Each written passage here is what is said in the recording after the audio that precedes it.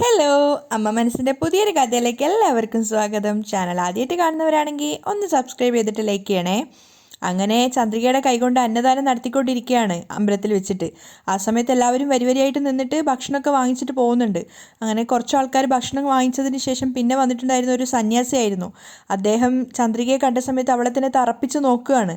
അവൾ സന്തോഷത്തോടു കൂടി അന്നദാനം നടത്തുന്നത് കണ്ടപ്പോൾ അദ്ദേഹം ചോദിക്കുന്നുണ്ട്, എന്താ മോളെ, ഞാൻ പറഞ്ഞ കാര്യം നിനക്ക് ഓർമ്മയുണ്ടോ? എന്നെ നീ മറന്നുപോയിട്ടില്ലല്ലോ എന്ന് ചോദിക്കുന്ന സമയത്ത് ചന്ദ്രിക ആകെ വല്ലാതായിട്ട് നിൽക്കുകയാണ്. നിനക്ക് നിൻ്റെ അച്ഛനെയും അമ്മയും തിരിച്ചു കിട്ടിയോ? അവരുടെ കൂടെയാണോ നീ ഇപ്പോൾ ഉള്ളത്? അദ്ദേഹം ചോദിച്ചത് കേട്ട് എല്ലാവരും അതിശയത്തോടെയാണ് നിൽക്കുന്നത്. ചന്ദ്രികയാണെങ്കിൽ എല്ലാവരെയും തിരിഞ്ഞു മറിഞ്ഞു നോക്കുന്നുണ്ടായിരുന്നു. അങ്ങനെ ഭക്ഷണം വാങ്ങിച്ചതിന് ശേഷം അദ്ദേഹം അവിടുന്ന് പോവുകയാണ്. ആ സമയത്ത് മഹേന്ദ്രൻ ചന്ദ്രികയോട് ചോദിക്കുന്നുണ്ട്, ചന്ദ്രിക, ആ സന്യാസി എന്താണ് അങ്ങനെ പറഞ്ഞത്? അത് അന്ന് നമ്മൾ കുലദൈവം കോവിലിൽ പോയിട്ടുണ്ടായിരുന്നില്ലേ, അന്ന് ഇദ്ദേഹത്തെ ഞാൻ അവിടെ വെച്ച് കണ്ടിട്ടുണ്ടായിരുന്നു. അപ്പോൾ അദ്ദേഹം എന്നോട് പറഞ്ഞിട്ടുണ്ടായിരുന്നു എൻ്റെ അച്ഛനും അമ്മയും മരിച്ചിട്ടില്ല, ഇപ്പോഴും ജീവനോടെ ഉണ്ടെന്ന്. അത് കേട്ട് എല്ലാവരും അതിശയിച്ച് നിൽക്കുകയാണ്. അപ്പോൾ ചന്ദ്രിക പറയുന്നുണ്ട്, അദ്ദേഹം അന്നത് പറഞ്ഞപ്പോൾ ഞാനത് വിശ്വസിച്ചിട്ടുണ്ടായിരുന്നില്ല, പക്ഷേ ഇപ്പോൾ ഞാനത് വിശ്വസിക്കുന്നു. ആ സന്യാസി പറഞ്ഞതുപോലെ എൻ്റെ അച്ഛനും അമ്മയുമായിട്ടുള്ള നിങ്ങൾ രണ്ടുപേരും ജീവനോടെ തന്നെ ഉണ്ട്. മഹേന്ദ്രനും ലക്ഷ്മിയും പരസ്പരം മുഖത്തോട് മുഖം നോക്കി പുഞ്ചിരിക്കുകയാണ്. അതുപോലെ സിദ്ധാർത്ഥിനും മുത്തശ്ശനും ഒക്കെ സന്തോഷമാവുന്നുണ്ടായിരുന്നു. അതിനുശേഷം വീണ്ടും അവർ അന്നദാനം പൂർണ്ണമാക്കുകയാണ്. ആ സമയത്ത് മലര് നോക്കുമ്പം കാണുന്നത് ഒരു പ്രായമായ മുത്തശ്ശി അവിടെ ഒറ്റയ്ക്കിരുന്ന് ഇങ്ങനെ പിറുപിറുത്തുകൊണ്ടിരിക്കുന്നുണ്ട്. അവർക്ക് കാലിന് വയ്യാത്തത് കൊണ്ട് ആ ഒരു വരിയിൽ നിൽക്കാൻ സാധിക്കുന്നുണ്ടായിരുന്നില്ല. അപ്പോൾ മലര് വേഗം സിദ്ധാർത്ഥിനോട് പറയാണ്, സിദ്ധു, എനിക്കും ചോറുതാ. ആടെ കുട്ടാ, മോക്ക് വേണോ എന്ന് ചോദിച്ചിട്ട് സിദ്ധാർത്ഥ് വേഗം ഒരു പാത്രത്തിൽ മലറിന് ഭക്ഷണം വിളമ്പി കൊടുക്കുകയാണ്. എന്നിട്ട് അവിടെ ഇരുന്ന് കഴിക്കാൻ പറയുന്ന സമയത്ത് വേഗം മലര് കൊണ്ടുപോയിട്ട് ആ അമ്മക്കാണ് കൊടുക്കുന്നത്. ആ ഒരു പ്രായമായിട്ടുള്ള അമ്മക്ക് കൊടുക്കുകയാണ്. അത് കണ്ടിട്ട് സത്യത്തിൽ സിദ്ധാർത്ഥിൻ്റെയും മഹേന്ദ്രൻ്റെയും ലക്ഷ്മിയുടെയും മുത്തശ്ശൻ്റെയും ചന്ദ്രികയ്ക്കും ഒക്കെ മനസ്സ് നിറയാണ്. കാരണം അങ്ങനെ ഒരു മനസ്സ് മലറിനുണ്ടല്ലോ എന്ന് വിചാരിച്ചിട്ട്. ആ കുഞ്ഞിനെ കുറിച്ച് ഓർത്ത് അവർക്കൊക്കെ അഭിമാനം തോന്നുകയാണ്. ഒരു പാവപ്പെട്ടവൻ്റെ വിശപ്പ് മാറ്റാനാണല്ലോ ആ കുട്ടി ശ്രമിച്ചത്. അങ്ങനെ അന്നദാനമൊക്കെ കഴിഞ്ഞതിന് ശേഷം അവരെല്ലാവരും ഒന്നിച്ചിരിക്കുന്ന സമയത്ത് ചന്ദ്രിക സങ്കടത്തോടെ എല്ലാവരോടായിട്ട് പറയുന്നുണ്ട്, ഞങ്ങൾക്കിനി ആരുമില്ലല്ലോ എന്ന് വിഷമിച്ച് നിൽക്കുന്ന സമയത്തായിരുന്നു ദൈവം നിങ്ങളെ എൻ്റെ കൺമുന്നിൽ കൊണ്ടുവന്ന് എത്തിച്ചത്. പക്ഷേ നിങ്ങളാണ് എൻ്റെ അച്ഛനും അമ്മയെന്ന് എനിക്ക് ഇത്രയും നാളുമായിട്ട് അറിയില്ലായിരുന്നു. എന്നെ പ്രസവിച്ച് എൻ്റെ അച്ഛനെയും അമ്മയുടെ അടുത്ത് നിന്നിട്ടാണ് ഇത്രയും കാലം ഞാൻ ആരുമില്ലാത്ത ഒരാളായിട്ട് ജീവിച്ചത്. ചന്ദ്രികയുടെ നെഞ്ച് പൊടിയുന്ന സങ്കടം ഉണ്ടായിരുന്നു. അവൾ പറയുന്നുണ്ട്, ഈ ഒരു ദുരവസ്ഥ മറ്റാർക്കും വരരുത്. ചന്ദ്രികയുടെ സംസാരം കേട്ടിട്ട് എല്ലാവർക്കും സങ്കടമാവുന്നുണ്ടായിരുന്നു. മാത്രമല്ല ലക്ഷ്മി പറയുന്നുണ്ട്, ചന്ദ്രിക, ദൈവം എന്തെങ്കിലും ചെയ്തിട്ടുണ്ടെങ്കിൽ അതിനൊരു കാരണം ഉണ്ടാവും, നീ കരയരുത് മോളെ. അപ്പോൾ ചന്ദ്രികയും പറയാണ്, ശരി തന്നെയാണ് അമ്മ പറഞ്ഞത്, ഇപ്പോഴെങ്കിലും നിങ്ങൾ എൻ്റെ അച്ഛനും അമ്മയാണെന്ന് മനസ്സിലായല്ലോ, അതിന് ശരിക്കും ഞാൻ ദൈവത്തിനോട് നന്ദി പറയണം. അതിനുശേഷം മലറിനെയും കൂട്ടിയിട്ട് മുത്തശ്ശൻ്റെ അടുത്ത് പോയിട്ട് പറയാണ്, മുത്തശ്ശ, ഞങ്ങളെ രണ്ടുപേരെ അനുഗ്രഹിക്കണം. അങ്ങനെ അദ്ദേഹത്തിൻ്റെ കാലിൽ തൊട്ട് തൊഴുന്ന സമയത്ത് അദ്ദേഹം അവരെ രണ്ടുപേരെ അനുഗ്രഹിക്കുകയാണ്. അതിനുശേഷം മഹേന്ദ്രൻ്റെയും ലക്ഷ്മിയുടെയും കാല് തൊട്ട് തൊഴുന്നുണ്ട് രണ്ടുപേരും, അനുഗ്രഹിക്കണം എന്ന് പറഞ്ഞിട്ട്. അവരും വേഗം തന്നെ അനുഗ്രഹിക്കുകയാണ്.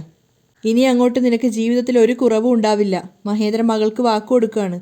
അത് കേട്ട് ചന്ദ്രിക പുഞ്ചിരിക്കുന്നുണ്ട്. സിദ്ധാർത്ഥിനും അത് കേട്ടപ്പോൾ ഒത്തിരി സന്തോഷമാവുകയാണ്. അതേസമയം മനീഷ് കാറിൽ ഡ്രൈവ് ചെയ്തുകൊണ്ടിരിക്കുകയാണ്. അവൻ ചിന്തിക്കുന്നുണ്ട്, പോലീസിനെ മാത്രം വിശ്വസിച്ചിട്ട് ഒരു കാര്യവുമില്ല. അന്ന് പണം പോയ സ്ഥലത്ത് ഞാൻ തന്നെ പോയിട്ട് എന്തെങ്കിലും ക്ലൂ കിട്ടുമോ എന്ന് നോക്കാം. അതുകൊണ്ട് അന്ന് അവൻ്റെ കയ്യിൽ നിന്നും പണം മോഷണം പോയ ആ സ്ഥലത്തെത്തിയപ്പോൾ അവൻ കാറ് നിർത്തുകയാണ്. ചുറ്റിലും നോക്കുന്ന സമയത്ത് അവിടെ ഒരു കൂൾ ബാറിൽ CCTV ഉണ്ടായിരുന്നു. അപ്പോൾ മനീഷ് വേഗം ആ കടയിലേക്ക് പോവുകയാണ്. എന്നിട്ട് കടക്കാരനോട് ചോദിക്കുന്നുണ്ട്, സാർ, ഒരു ഹെൽപ്പ് ചെയ്യാമോ? എന്ത് ഹെൽപ്പാണ് ചെയ്യേണ്ടത്, പറയൂ. അപ്പോൾ മനീഷ് അന്ന് സംഭവിച്ച കാര്യങ്ങളൊക്കെ അയാളോട് പറഞ്ഞു കൊടുക്കുകയാണ്. 2 ദിവസത്തിന് മുൻപ് ഞാൻ ഇതുവഴി പാസ് ചെയ്ത് പോയപ്പോൾ ഒരു ഓട്ടോ ആയിട്ട് എൻ്റെ കാർ ഇടിച്ചിട്ടുണ്ടായിരുന്നു. അങ്ങനെ ഞാൻ ആ ഓട്ടോക്കാരനായിട്ട് തർക്കിച്ചുകൊണ്ടിരുന്ന സമയത്ത് എൻ്റെ കാറിലുണ്ടായിരുന്ന 25 ലക്ഷം രൂപ ആരോ വന്ന് മോഷ്ടിച്ചു. മുഴുവനായിട്ട് കേട്ടതിന് ശേഷം കടക്കാരൻ ചോദിക്കുന്നുണ്ട്, ഇതിൽ ഞാനെന്താ ഹെൽപ്പ് ചെയ്യേണ്ടത്? നിങ്ങളുടെ കടയിൽ CCTV ഞാൻ കണ്ടു. അപ്പോൾ അന്ന് അതിൻ്റെ ആ ഒരു ഫുട്ടേജ് എനിക്ക് കാണിച്ചു തരികയാണെങ്കിൽ അന്ന് എൻ്റെ കാറിൽ നിന്നും ആരാണ് ആ ബാഗ് എടുത്തു കൊണ്ടുപോയതെന്ന് എനിക്ക് മനസ്സിലാക്കാൻ പറ്റും. അപ്പോൾ കടക്കാരൻ ചോദിക്കുന്നുണ്ട്, പോലീസ് കേസോ മറ്റോ ആവുമോന്ന്. അപ്പോൾ സങ്കടത്തോടെ മനീഷ് പറയാണ്, ചെറിയ പൈസ അല്ല, 25 ലക്ഷം രൂപയുണ്ട്. അതുമാത്രമല്ല, അതിൻ്റെ പേരിൽ എൻ്റെ ജോലിയും പോയിരിക്കുകയാണ്. എന്തെങ്കിലും പ്രശ്നമായാലോ എന്നൊക്കെ കടക്കാരൻ വീണ്ടും ചോദിക്കുകയാണ്. അപ്പോൾ മനീഷ് പറയുന്നുണ്ട്, ആ പണം തിരിച്ചു കൊടുത്തില്ലെങ്കിൽ കമ്പനി എൻ്റെ മേൽ ആക്ഷൻ എടുക്കുമെന്ന് പറഞ്ഞിരിക്കുകയാണ്. സർ, നിങ്ങൾ ഇങ്ങനെ ഒരു ചെറിയ ഹെൽപ്പ് ചെയ്യുകയാണെങ്കിൽ എൻ്റെ നഷ്ടപ്പെട്ട ജോലി എനിക്ക് തിരിച്ചു കിട്ടും സർ. കടക്കാരൻ അപ്പോഴും സംശയിച്ച് നിൽക്കുകയാണ്. അപ്പോഴും മനീഷ് യാചിച്ചുകൊണ്ട് പറയുന്നുണ്ട്, സർ, ഈ ഒരു ഹെൽപ്പെങ്കിലും ചെയ്യൂ സർ, ജോലിയില്ലാതെ വളരെയധികം കഷ്ടപ്പാടിലാണ്. അങ്ങനെയൊക്കെ കേട്ടപ്പോൾ അവസാനം കടക്കാരൻ്റെ മനസ്സലിയാണ്. ജോലി പോയിട്ട് കഷ്ടപ്പാടാണെന്നൊക്കെ കേട്ടതുകൊണ്ടാണ്. അതിനുശേഷം അയാൾ അവിടെയുള്ളൊരു ജോലിക്കാരനെ വിളിച്ചിട്ട് പറയുന്നുണ്ട് CCTV ഫുട്ടേജ് മനീഷിന് കാണിച്ചു കൊടുക്കാൻ. അങ്ങനെ അയാൾ മനീഷിനെയും കൂട്ടിക്കൊണ്ട് പോയിട്ട് CCTV ഫുട്ടേജ് കാണിച്ചു കൊടുക്കുകയാണ്, ഏത് ദിവസത്തതാണെന്നൊക്കെ ചോദിച്ചിട്ട്. മനീഷിൻ്റെ കാറ് കണ്ട സമയത്ത് അവൻ പറയുന്നുണ്ട് അവിടെ സ്റ്റോപ്പ് ചെയ്യാൻ വേണ്ടി. അങ്ങനെ മനീഷ് നോക്കി നിൽക്കെ മേഘയുടെ അച്ഛൻ അവിടുന്ന് ബൈക്കിൽ വന്ന് ഇറങ്ങുന്നതും മനീഷിൻ്റെ കാറിൻ്റെ ഡോറ് തുറന്നിട്ട് പണം എടുക്കുന്നതൊക്കെ അവൻ ആ CCTV ഫുട്ടേജിൽ നിന്ന് കണ്ടുപിടിക്കുകയാണ്. അപ്പോൾ തീർച്ചയായിട്ടും ഇവൻ തന്നെയാണ് മോഷ്ടിച്ചതെന്ന് മനീഷിന് മനസ്സിലാവുന്നുണ്ട്. അങ്ങനെ ആ CCTV ഫുട്ടേജ് അവൻ്റെ ഫോണിലേക്ക് അയക്കാൻ വേണ്ടി പറഞ്ഞിട്ട് ഫോൺ കൊടുക്കുകയാണ്. ആ കടക്കാരൻ പയ്യൻ അതൊക്കെ മനീഷിൻ്റെ ഫോണിലേക്ക് സെൻഡ് ചെയ്ത് കൊടുക്കുന്നുണ്ട്. തിരിച്ചു വന്ന് കടക്കാരനോട് നന്ദി പറഞ്ഞിട്ടാണ് മനീഷ് പോകുന്നത്. കാറിൽ കയറിയിരുന്നപ്പോൾ മനീഷിന് കുറച്ചൊരു സമാധാനമാവുകയാണ്. ഈ CCTV ഫുട്ടേജ് ആദ്യം തന്നെ മേഘയ്ക്കാണ് കാണിച്ചു കൊടുക്കേണ്ടത്. മനീഷ് കാറും എടുത്തിട്ട് അവിടുന്ന് പോവുകയാണ്. അതേസമയം ക്ഷേത്രത്തിൽ തന്നെയാണ് മഹേന്ദ്രനും ലക്ഷ്മിയും ചന്ദ്രികയും സിദ്ധാർത്ഥും മലരും ഒക്കെ ഉള്ളത്. മുത്തശ്ശനാണെങ്കിൽ മലറിനുള്ള ബലൂണൊക്കെ വാങ്ങിച്ചു കൊണ്ടുവന്നിട്ടുണ്ടായിരുന്നു. മലരാണെങ്കിൽ ഒത്തിരി സന്തോഷത്തോടെ മുത്തശ്ശൻ്റെ കയ്യിൽ നിന്ന് ബലൂണൊക്കെ വാങ്ങിച്ച് ഉമ്മയൊക്കെ കൊടുക്കുകയാണ്. അദ്ദേഹവും തൻ്റെ പേരക്കുട്ടിയോടുള്ള ആ ഒരു സ്നേഹം വാത്സല്യമൊക്കെ പ്രകടിപ്പിക്കുന്നുണ്ട്. അതൊക്കെ കണ്ട് മഹേന്ദ്രനും ലക്ഷ്മിയും ചന്ദ്രികയും സിദ്ധാർത്ഥും ഒക്കെ മനസ്സ് നിറഞ്ഞ് പുഞ്ചിരിക്കുകയാണ്. ആ സമയത്ത് പൂജാരി അങ്ങോട്ട് വന്നിട്ട് അവർ നടത്താൻ പറഞ്ഞിട്ടുണ്ടായിരുന്ന പൂജ നടത്തിയതിൻ്റെ പ്രസാദം കൊടുക്കുകയാണ്. നിങ്ങൾ പറഞ്ഞ പൂജ നടത്തിയിട്ടുണ്ട്, ഇനി ആ ദൈവം നിങ്ങൾക്ക് ഒരു കുറവും വരുത്തില്ല. ഇനി നിങ്ങളുടെ ജീവിതത്തിൽ നല്ല കാര്യങ്ങൾ മാത്രമേ നടക്കുള്ളൂ. അപ്പോൾ അത് വാങ്ങിച്ചുകൊണ്ട് ലക്ഷ്മിയും പറയുന്നുണ്ട്, നിങ്ങളുടെ വാക്ക് അതേപോലെ തന്നെ നടക്കട്ടെ സ്വാമി. ആ പ്രസാദം ചന്ദ്രികയെ ഏൽപ്പിച്ചതിന് ശേഷം ലക്ഷ്മി മഹേന്ദ്രനോട് പറയുന്നുണ്ട്, നോക്ക്, നമ്മുടെ മോളെ തിരിച്ചു കിട്ടിക്കഴിഞ്ഞാൽ അടിപ്രദക്ഷിണം നടത്താമെന്ന് ഞാൻ നേർച്ച നേർന്നിട്ടുണ്ടായിരുന്നു. അപ്പോൾ മഹേന്ദ്രനും പറയാണ്, ഞാനും നിൻ്റെ കൂടെ കൂടാമെന്ന്. അങ്ങനെ ലക്ഷ്മി അവിടെ നിന്ന് എഴുന്നേറ്റിട്ട് ദൈവത്തിനെ തൊട്ട് തൊഴുതതിന് ശേഷം അടിപ്രദക്ഷിണം ആരംഭിക്കുകയാണ്. ലക്ഷ്മിയും മഹേന്ദ്രനും അടിപ്രദക്ഷിണം നടത്തുന്നതിന് പിന്നാലെയായിട്ട് മുത്തശ്ശൻ മലറിനെയും കൊണ്ട് നടക്കുകയാണ്. ഏറ്റവും പിറകിലായിട്ടാണ് ചന്ദ്രികയും സിദ്ധാർത്ഥും ഉണ്ടായിരുന്നത്. അവരല്പദൂരം മുന്നോട്ട് പോയപ്പോൾ സിദ്ധാർത്ഥ് കുറച്ച് ചെറുതായിട്ട് ശബ്ദം താഴ്ത്തിയിട്ട് ചന്ദ്രികയോട് ചോദിക്കുന്നുണ്ട്, ചന്ദ്രിക, മുൻപ് തന്നെ ഞാനാണ് നിന്റെ മുറച്ചെറുക്കനെന്ന് അറിഞ്ഞിട്ടും നീ എന്താ ഇതിനു മുമ്പ് അതെന്നോട് പറയാതിരുന്നത്? നിനക്ക് ആ കാര്യം എന്നോട് പറഞ്ഞൂടായിരുന്നോ? അപ്പോൾ ചന്ദ്രിക ചെറിയൊരു വിഷമത്തോടെ പറയാണ്, ഞാനത് പറയാൻ പറ്റിയൊരു സാഹചര്യത്തിലായിരുന്നില്ല സർ. അപ്പോൾ സിദ്ധാർത്ഥ് പറയുന്നുണ്ട്, ചന്ദ്രിക, നീ എന്നോട് ആ സത്യം പറഞ്ഞിരുന്നെങ്കിൽ ഞാൻ എത്രമാത്രം സന്തോഷിക്കുമായിരുന്നു നിനക്കറിയാമോ? ചന്ദ്രികയും പ്രണയത്തോടു കൂടിയാണ് സിദ്ധാർത്ഥിനൊപ്പം നടക്കുന്നത്. അപ്പോൾ സിദ്ധാർത്ഥ് തൻ്റെ മനസ്സിലുണ്ടായിരുന്ന സങ്കടങ്ങളൊക്കെ പറയാണ്, നീ ഈ നാട് വിട്ടു പോയ സമയത്ത് ഇനി തിരിച്ചു വരില്ലേന്ന് വരെ ഞാൻ ഭയപ്പെട്ടിരുന്നു. ചന്ദ്രിക പുഞ്ചിരിച്ചുകൊണ്ട് സിദ്ധാർത്ഥിനെ നോക്കുകയാണ്. ആ സമയത്ത് അവർ മഹേന്ദ്രൻ്റെയും ലക്ഷ്മിയുടെയും അടുത്തെത്തിയിട്ടുണ്ടായിരുന്നു. മുത്തശ്ശനാണെങ്കിൽ മലറിനോടുള്ള വാത്സല്യത്തോടെ ഓരോന്ന് സംസാരിച്ചുകൊണ്ടിരിക്കുകയാണ്. കുറച്ചു ദൂരം പിന്നിലോട്ടായിട്ടാണ് സിദ്ധുവും ചന്ദ്രികയും നടക്കുന്നത്. അപ്പോൾ സിദ്ധു ചന്ദ്രികയോട് പറയുന്നുണ്ട്, ഇങ്ങോട്ട് നോക്ക് ചന്ദ്രിക, ഇനി എന്ത് കാരണം പറഞ്ഞിട്ടും നീ ഞങ്ങളെ വിട്ട് പോവരുത്. ചന്ദ്രിക പുഞ്ചിരിച്ചുകൊണ്ട് സിദ്ധുവിനോട് തമാശയായിട്ട് ചോദിക്കുന്നുണ്ട്, അപ്പോൾ ശരിക്കും പറഞ്ഞാൽ ഞാൻ കുടുങ്ങിയെന്നാണോ പറയുന്നത്? അവളുടെ ആ കുസൃതി നിറഞ്ഞ ചോദ്യം സിദ്ധാർത്ഥം എൻജോയ് ചെയ്യുന്നുണ്ടായിരുന്നു. അവൻ തമാശയായിട്ട് പറയാണ്, അതെ, നിന്നെ അധികമായിട്ട് സ്നേഹിക്കുന്ന ഒരു രാക്ഷസൻ്റെ കയ്യിൽ നീ കുടുങ്ങിയെന്ന് വേണം കരുതാൻ. അത് കേട്ട് ചന്ദ്രിക ചിരിക്കുകയാണ്. മാത്രമല്ല സിദ്ധാർത്ഥ് പറയുന്നുണ്ട്, ഇനി ഈ രാക്ഷസൻ്റെ കയ്യിൽ നിന്ന് നിന്നെ ആർക്കും രക്ഷിക്കാൻ സാധിക്കുമെന്ന് എനിക്ക് തോന്നുന്നില്ല. അവർ രണ്ടുപേരും അവരൊന്നിച്ചുള്ള ആ ഒരു നിമിഷങ്ങൾ നന്നായിട്ട് എൻജോയ് ചെയ്യുന്നുണ്ടായിരുന്നു. കുറച്ചുകൂടി നടന്നതിന് ശേഷം ചന്ദ്രിക ചെറുതായിട്ടൊരു സ്നേഹത്തോടെ ചോദിക്കുന്നുണ്ട്, എനിക്കൊരു ഡൗട്ടുണ്ട് സർ. എന്താ ചന്ദ്രിക? സിദ്ധാർത്ഥ് തിരിച്ചു ചോദിക്കുമ്പോൾ ചന്ദ്രിക പറയാണ്, ഞാൻ നിങ്ങളെ എന്താണ് സർ വിളിക്കേണ്ടത്? സിദ്ധാർത്ഥിന് ശരിക്കും ആ ചോദ്യം മനസ്സിലായില്ല. അവൻ വീണ്ടും ചോദിക്കുന്നുണ്ട്, എന്ന് വെച്ചാ? അപ്പോൾ ചന്ദ്രിക ചെറിയൊരു പ്രണയത്തോടെയും നാണത്തോടെയും പറയാണ്, നിങ്ങൾ എൻ്റെ അമ്മായിയുടെ മകനാണ്. അമ്മായിയുടെ മകനെ ഞങ്ങളുടെ ഗ്രാമത്തിലൊക്കെ പൊതുവായിട്ട് മാമ എന്നാണ് വിളിക്കാറ്. അപ്പോഴാണ് ചന്ദ്രികയുടെ ചോദ്യം എന്താണെന്ന് സിദ്ധുവിന് മനസ്സിലാവുന്നത്. അവനും പ്രണയത്തോടെയും കുസൃതിയോടെയും ചന്ദ്രികയെ നോക്കുകയാണ്. അപ്പോൾ ചന്ദ്രിക ചെറുതായിട്ട് ചമ്മലോടെ ചോദിക്കുന്നുണ്ട്, ഞാൻ നിങ്ങളെ മാമ എന്ന് വിളിക്കണോ സർ? സിദ്ധാർത്ഥും ചന്ദ്രികയെ പ്രണയത്തോടെ നോക്കിയിട്ട് ചോദിക്കുന്നുണ്ട്, സർ എന്ന് വിളിക്കുന്നതിനേക്കാളും മാമ എന്ന് വിളിക്കുന്നതായിരിക്കും ഒന്നുകൂടെ നല്ലത്, അല്ലേ ചന്ദ്രിക? ചന്ദ്രിക പുഞ്ചിരിച്ചുകൊണ്ട് തലതാഴ്ത്തി നിൽക്കുകയാണ്. അപ്പോൾ സിദ്ധു ചുറ്റിലും നോക്കിയിട്ട് ചന്ദ്രികയോട് ശബ്ദം താഴ്ത്തി പറയുന്നുണ്ട്, ചന്ദ്രിക, എന്നെ സിദ്ധു മാമാന്ന് ഒരൊറ്റ പ്രാവശ്യം ഒന്ന് വിളിക്കാവോ? ചന്ദ്രിക നാണത്തോടെ ചിരിക്കുകയാണ്. എന്നിട്ട് അവൾ പറയുന്നുണ്ട്, പോ സർ, എനിക്കെന്തോ നാണാവുന്നു. അപ്പോൾ സിദ്ധു പറയുന്നുണ്ട്, എന്തിനാ ചന്ദ്രിക?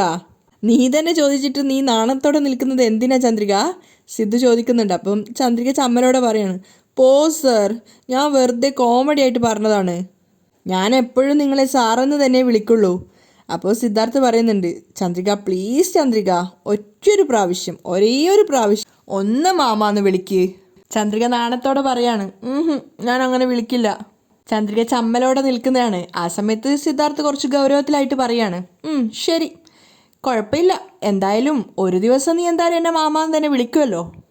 അത് കേട്ടപ്പോൾ ചന്ദ്രിക നാണത്തോടെ തലതാഴ്ത്തുകയാണ്. അപ്പോൾ സിദ്ധാർത്ഥ് അവൾക്ക് വാക്ക് കൊടുക്കുന്നുണ്ട്. ചന്ദ്രിക, ഇനി അങ്ങോട്ട് ഞാനും നീയും സംസാരിക്കുന്നത് ആരെ കൊണ്ടും തടയാൻ സാധിക്കില്ല.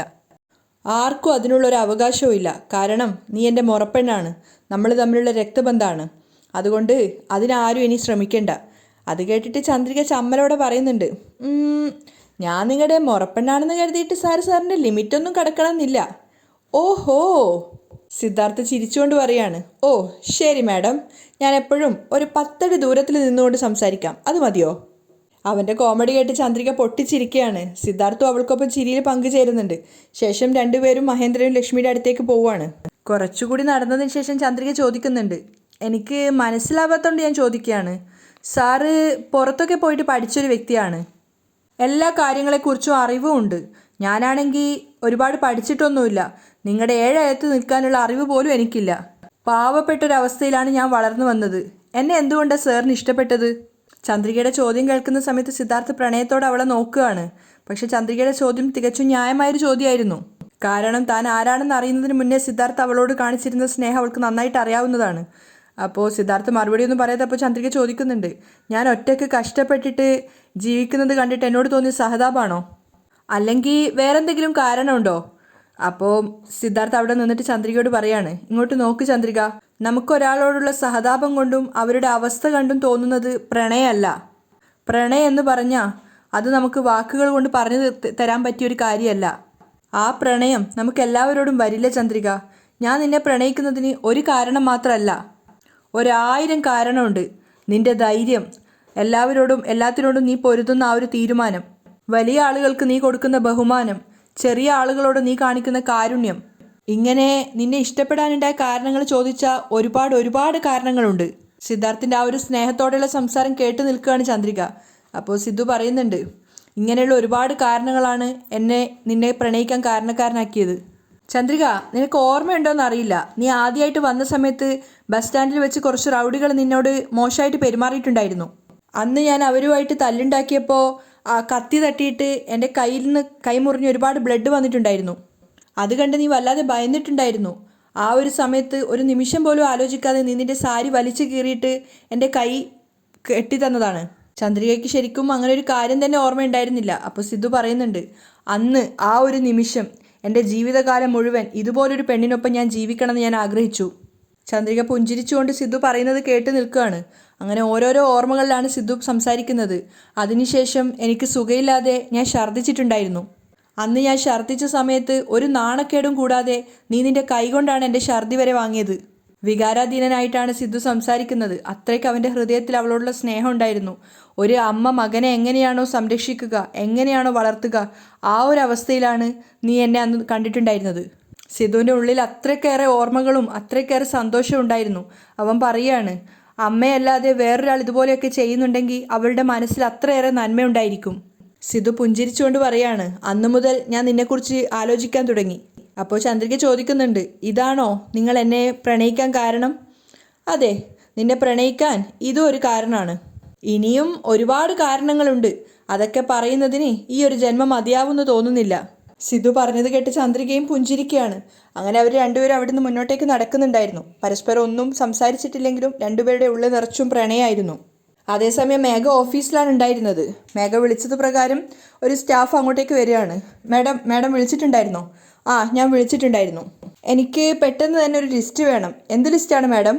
ഈ ഓഫീസിൽ മഹേന്ദ്രൻ അച്ഛൻ്റെയും സിദ്ധാർത്ഥിൻ്റെയും വിശ്വാസികളായിട്ടുള്ള ആൾക്കാരുടെ ലിസ്റ്റ് എനിക്ക് വേണം. എന്തിനാ മാഡം? വേറെന്തിനാ? പ്രമോഷൻ കൊടുക്കാനാണോ ചോദിക്കുന്നത്? ഈ ജോലിയിൽ നിന്നും പറഞ്ഞു വിടാൻ തന്നെയാ.